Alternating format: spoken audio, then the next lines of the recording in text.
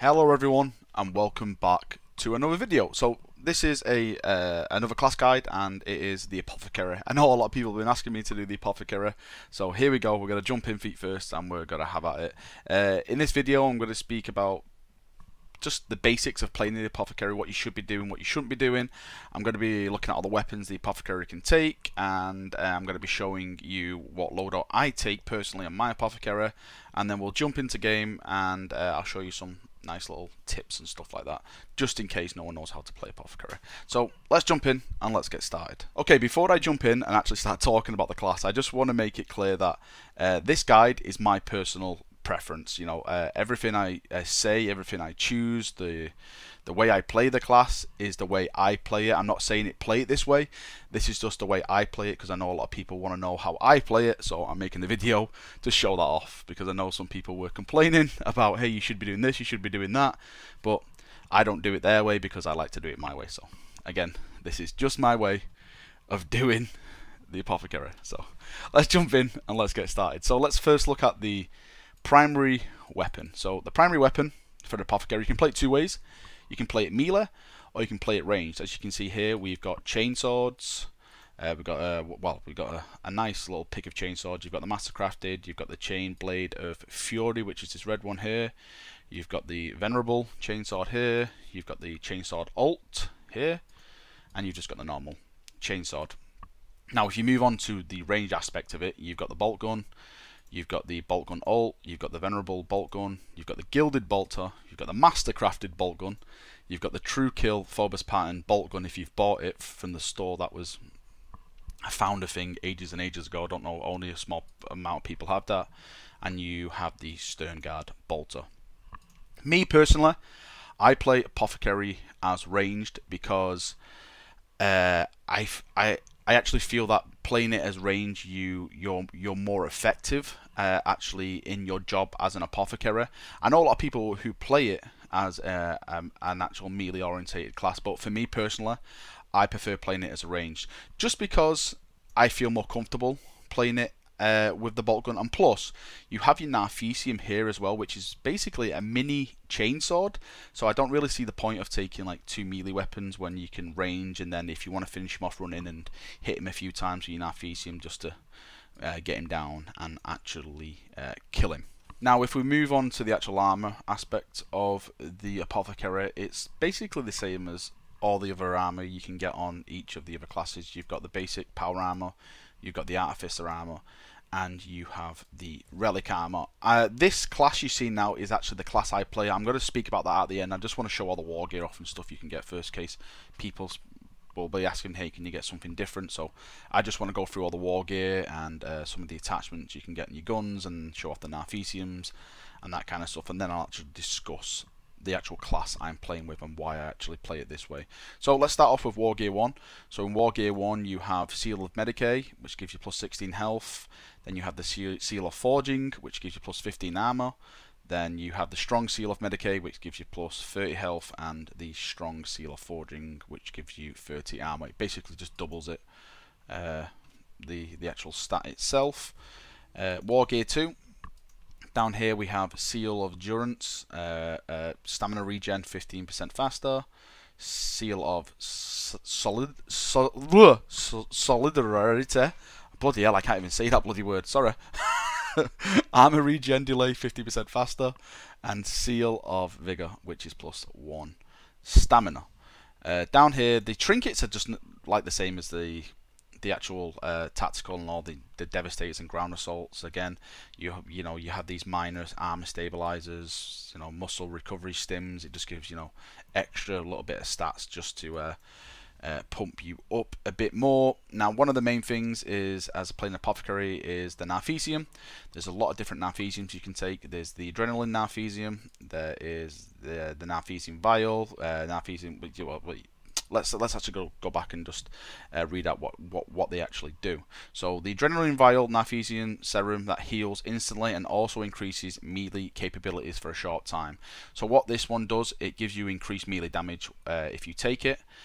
This one, the Narfesium Vial, Narfesium Healing Serum, immediately provides a boost to health, then lingers for some time afterwards. So what that does, it heals you, then it puts a dot heal on you. So if you come under fire, you know, you don't have to run back to the Apothecary straight away. You can stay around in combat, and you'll put a nice little tick on your body. Abiding Restoration Vial, Narfesium Healing Serum, whose effects last longer than usual. So again, that's just the same, it's just the tick which lasts longer. And the Survival Vial, which I take, the Narfesium Healing Serum, that provides extra protection for some time afterwards. We'll speak about that a little later on when I explain the actual class guide. For the grenade, now of course if you're playing Apothecary, you should not be taking a frag or a crack grenade. It's vital that you take one of these three options at the bottom. Myself, I take the Apothecary Beacon. What this does, if you throw it on the floor, it will put out a AoE heal on the floor. So for people who are down and stuff like that, it will automatically pick them up. For people who run through it, it will put a heal dot on them, and it will heal them up in combat as well. Really guys, you should not be taking the frag or crack grenade as an Apothecary. You are there as an Apothecary to heal and support your team. That is your first and last thing you should be doing in every combat situation, is looking for people to heal and not going out looking to get as many kills as you can. You are there to support your glorious teammates in combat. Right, so if we move on to the sidearm, we've got a lot of sidearms. We've got the Graph pistols here at the bottom, we have the plasma pistols, and then we have the normal bolt pistols down here. As you can see, I just normally take the bolt pistol just to save on points cost. If we move down to the Narfesium, down here we have a couple of Narfesiums. I'm actually using the alt version here because it's yellow. I want more yellow on my Marine since I'm an Imperial Fist and I want to be more yellow. So down here we've got the Mastercrafted Narfesium. You can see here that the durability changes a bit. So it's got an extra 20 durability on the Mastercrafted. Again, I don't really think it's worth it. Down here, Mercy Stroke Narfesium, and we've got the War Narfesium. This is a really huge, massive one. You can actually see the damage it does, 100, and well, to the normal one I'm using, the fast damage is 79 and the fast damage is 100. See, now if you want to be like a melee orientated Apothecary, I would say put your points into the War Narfesium and just go with like a standard bolter and stuff like that. I wouldn't really take the chainsword, but again, that's just my personal preference. So that is the Narfesiums sorted. Right, so let's talk about the actual class that I have now, which I play as an Apothecary.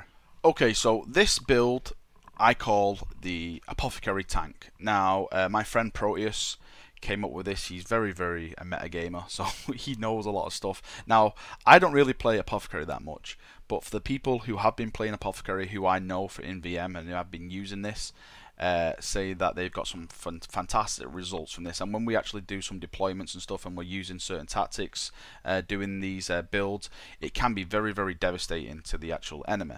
As you're seeing now, the actual loadout is bare itself. The gun has got no attachments on it at all.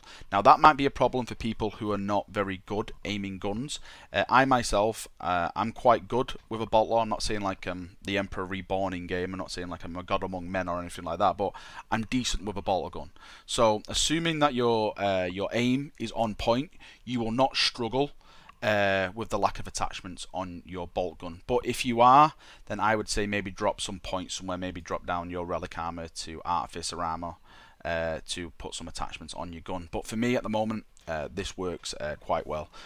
Speaking of armor, as you can see here, I've took the relic armor. I want the best kind of armor because of the way I play this Apothecary, which is a tank, and to get that effect we take the survival vial. Now what the survival vial does on you, it puts a buff which lasts approximately about 15 seconds, and it makes you take well, you can take a lot of damage with a survival vial. So if you're breaching into a point with you and some friends, if you buff yourself and you buff some of your friends and you throw your beacon down where the doorway you're going to or in the room and stuff like that, and you're actually standing on the beacon, you can soak up a hell of a lot of damage. I mean guys, you can soak up a lot of damage. You can be very devastating, breaching into rooms, taking rooms, going toe to toe with the enemy, because the survival vial is taking a lot of that damage off you. That's why I think to play Apothecary, using the survival vial is one of the best ways of doing it, because you're helping your team push onto points by making them last longer. And that's why you're seeing here I've got hardly no war gear or anything like that, because I want to last as long as they're lasting as well. So I'm pumping myself up with the survival vial, I'm pumping them up, we're all bursting into the room. We've got an apothecary beacon going down, and may I add, it's when we do this as a team, we're not just doing it with one apothecary, we're doing it with maybe 2 or 3 apothecaries. So you can imagine the effect of, you know, multiple beacons going down, multiple survival vials going on to people, and breaching into a room and, you know, taking the enemy by surprise, or just going toe to toe with the enemy. As an actual apothecary, I keep saying this, you have to play as a team. This class is a support class, just like everything else, which I say, the ground assault, the devastator, they're all there to support the tactical class for taking the point or defending the point. That is the end and the start for me. You're there to support. Please don't go running off being bloody Rambo thinking you can take on everyone, because you could probably do it, but at the end of the day you're not helping your team out that much. You know, you're actually running off. They need you there in the thick of the action to help get them up, to support them and help and destroy the enemy. That is it. That is your sole purpose as an apothecary. Again, with the sidearm and the Narfesium, I said this before, really don't put points into something that you're not going to need. The Narfesium itself, just the basic one, does quite a lot of damage. You can see here it puts some poison on, so if you do manage to hit a couple of people, you are putting like a small little poison dot on them. You're not really there to do a lot of melee damage with the basic one. I like I said at the start of the video, range is key for me for this class. So, you know, I go in, I shoot them, and if they have got a little bit of life left, and, you know, maybe they're reloading or something, I run down and do a little fast attack on them, put a little dot on them, roll out of combat, and the poison dot on them will kill them, and that is the end. But to be completely fair, since I've got like a full team of me purging and going in, it's normally the targets go down quite fast. I'm just there to make sure that none of the key players in my squad go down, and if they do go down, then I'm there to pick them up as fast as possible and get them back into the combat. Okay, so what I'm going to do now, I'm going to jump into the garrison and show off the actual apothecary in game. Nothing too special. I'm just going to show off like the Narfesium, the healing beacon, and just that kind of stuff, and just to give you guys a visual reference of the kind of stuff that I'm actually talking about.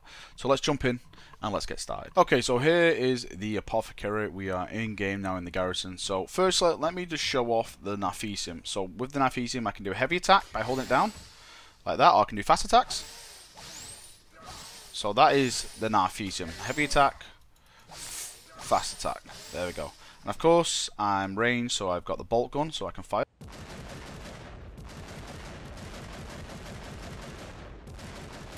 It's always best to fire the bolt gun in controlled burst. I don't really use the burst where you press X and it changes the gun to burst. I actually do it myself. So I just hold it down and small bursts, just like this.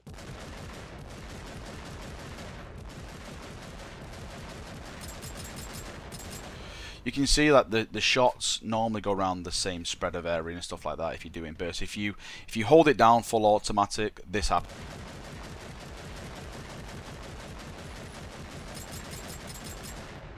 It's never a good thing when you hold the gun down full auto, especially if you're a Space Marine. I know it shouldn't really happen to Space Marine because you have basically your armor stabilizes it, but hey, we need balance in the game. Nothing's true to law.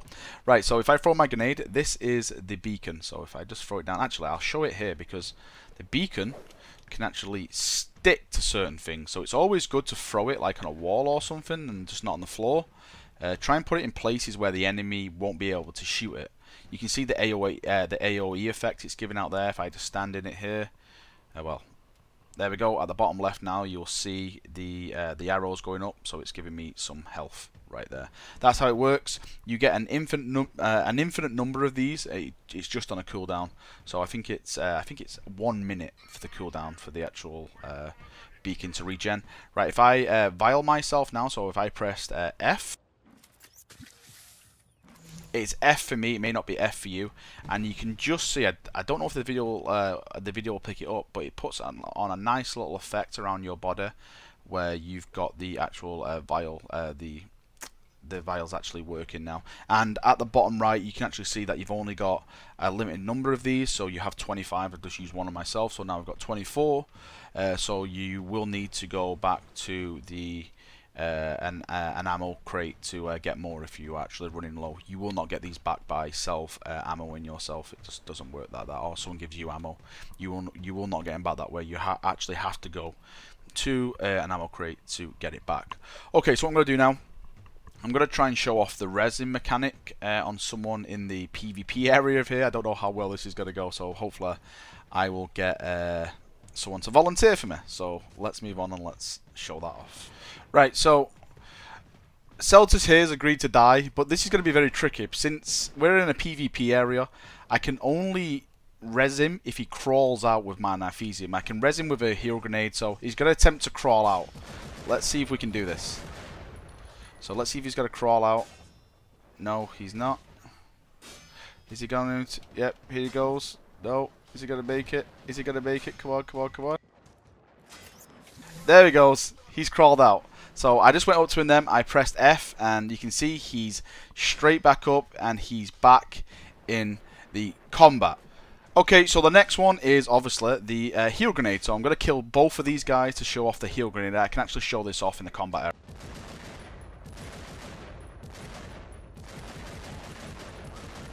Right, they're both dead, they're both on the floor. I need to get them back up quick. I throw the heal grenade, and you can see the AoE.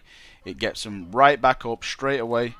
They're getting back up, and their health is going up above their head. So there we go. We have done it. We have saved our teammates, and that is basically, you know, the Apothecary is healing. So thank you to these two guys. I hope you give them a nice little cheer in the chat, since these guys have helped me out in the video. Okay, one thing I want to show off, which I forgot to show off, was the actual poison in-game, what you can do for your Nifesium. So again, these two guys have agreed to be my guinea pigs, so I'm just going to show the poison off, okay? So first I'm going to do the heavy attack, and you can see the poison dot on him. He's got the little poison effect on him straight now. But I know it doesn't do a lot of damage, but if you do a lot of fast attacks like this, you can see the melee and the poison stacks really, really well, and you can actually do a lot of damage to a person if you can take him down and do the poison attacks on him very, very fast. So it is a really good method in melee to take him down with the poison effect, but of course I would always recommend the bolter over everything. So yeah, again, thanks to these guys who've helped me out, appreciate it. And let's finish off and let's just talk about the Apothecary a little bit more. Okay, to close the video, I'm just going to go over some of the points I've already mentioned, is that if you are actually playing as an Apothecary, gents, you really, really need to be playing this class as a support class.